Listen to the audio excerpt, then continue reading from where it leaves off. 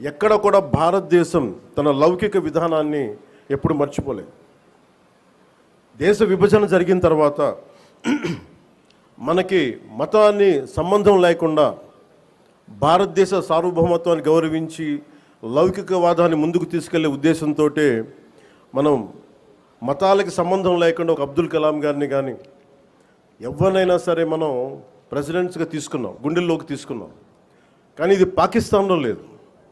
పాకిస్తాన్లో ఎవరిని కూడా ఒక హిందూ క్రికెటర్ కానీ ఉంటే వాళ్ళు వెళ్ళిపోయే విధానం కానీ, అలాగే ఒక హిందూ బలమైన స్థానాలు కనిపించే నాయకులు కానీ ఎక్కడ కనిపించరు.